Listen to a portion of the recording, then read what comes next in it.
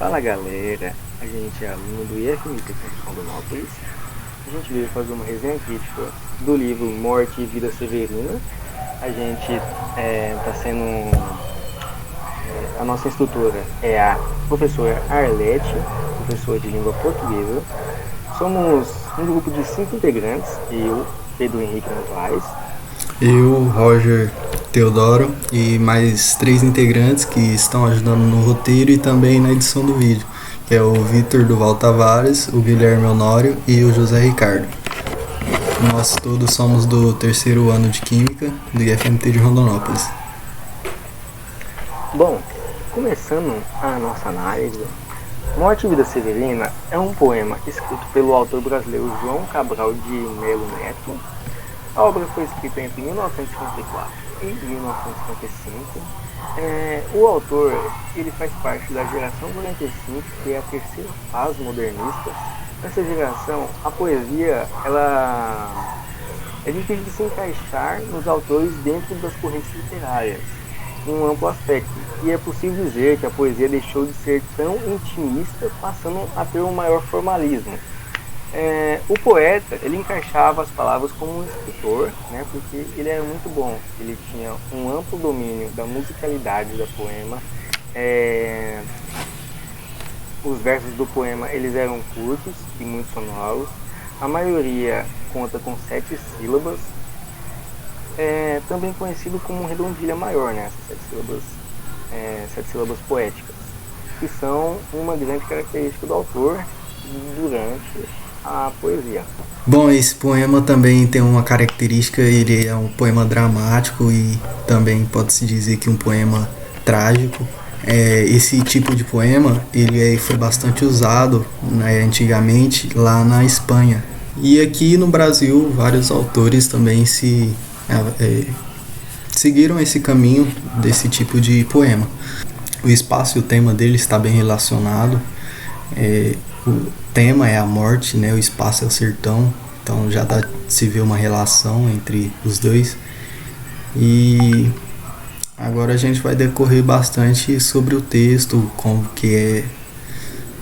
que o autor trata sobre esse assunto. Vamos começar, né, pelo fato que a obra tem 18 partes, 12 partes retratando características de morte e 6 partes características de vida. As 12 partes, basicamente, é o Severino no percurso pelo sertão. Ele vê muitas características que simbolizam a morte, né, por todo lado. O objetivo de Severino nesse percurso todo pois ter uma vida, né, melhor. Por quê? Porque as pessoas trabalhavam num sol escaldante, as pessoas tinham uma expectativa com isso de vida muito pequena. E Severino via que as pessoas nasciam para sofrer, entende? Numa realidade pobre, numa realidade miserável, e Severino não queria ter esse mesmo destino, pois então Severino foi em busca de uma expectativa de vida melhor no litoral. E nessa parte pode ser dividida em 2 partes. A primeira é com o seu caminho até Recife e a segunda parte é a estadia na capital pernambucana.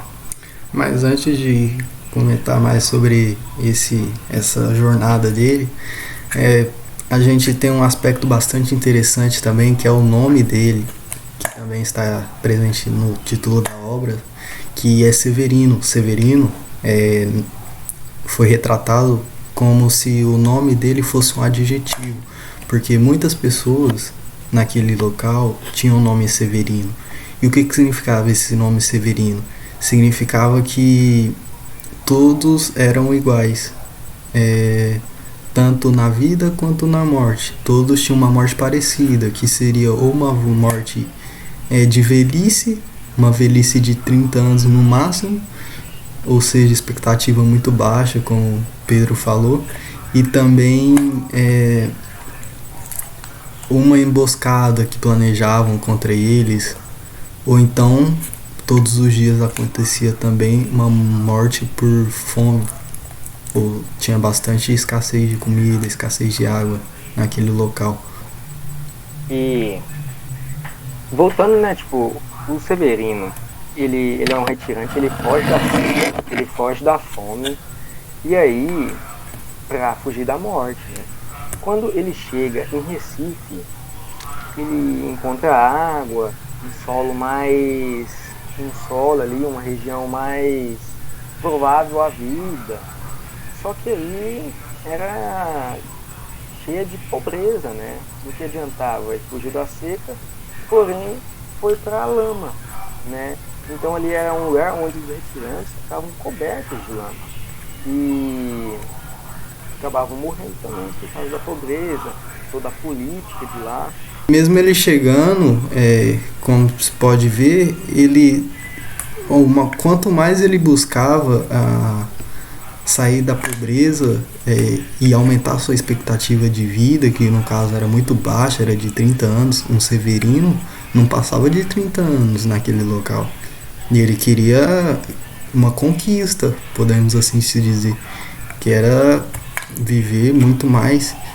E ao longo desse trajeto também tinham rios, ele seguia um rio que esse rio também morria, ou seja, ele secava.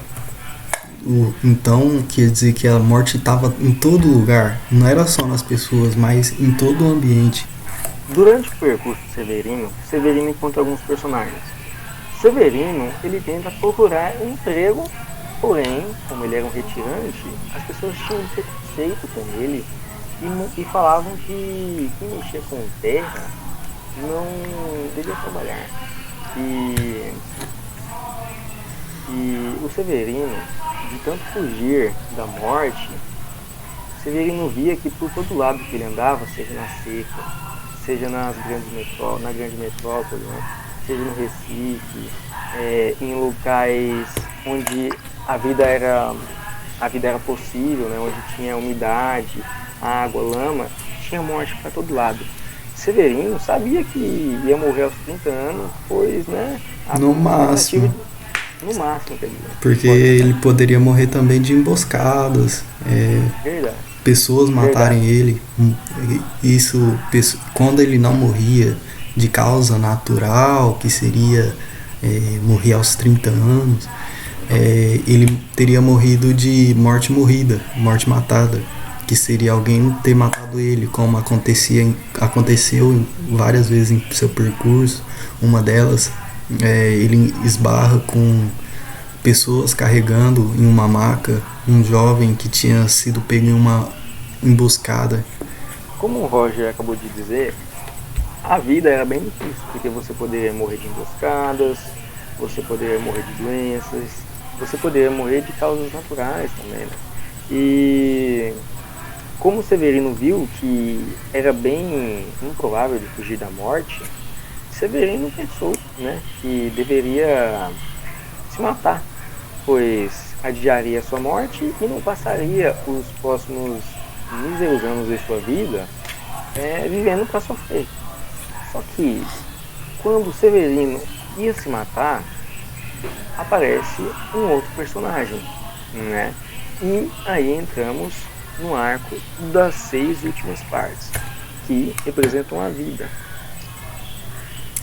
E aí, nesse final, digamos assim, porque se trata da vida, tem um acontecimento muito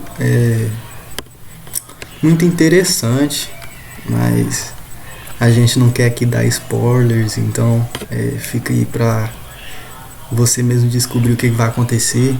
Mas é bastante interessante essa parte, ele assemelha a outro livro, esse Morte e Vida, nesses últimos capítulos vai assemelhar a outro livro que representa a vida.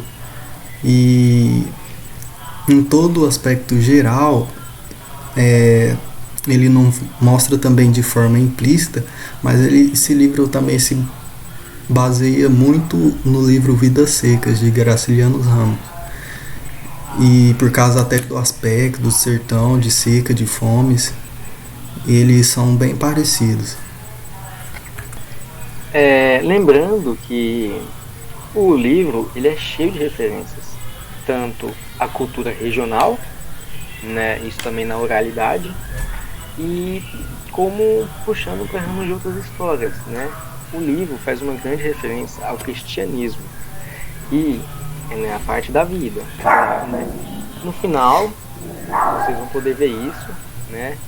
E há uma grande referência a uma grande imagem do cristianismo. Eu não vou poder dizer muitas coisas, porque, né, senão eu vou estragar a experiência de vocês. Mas deixo para os leitores.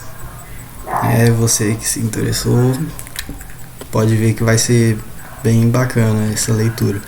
E essa leitura não é uma leitura difícil, por mais que seja da época de 50, essa não é uma leitura complicada, ela é bem fácil de entender, são palavras mais usuais, não são palavras complexas, então você vai conseguir. E também é um livro curto, é bem curto, você consegue ler em menos de uma hora assim jogando, para você ter uma leitura bem pausada, para ver todos os aspectos. E a leitura vai ser boa, visto que o formato que o autor constrói as palavras, ele faz com que tenha uma boa musicalidade no poema. Então, faz com que o poema seja muito bom para a leitura. Bom, a gente chega ao fim da nossa análise. Espero que tenham gostado, né? A gente fez o máximo que a gente pôde, não foi, Roger?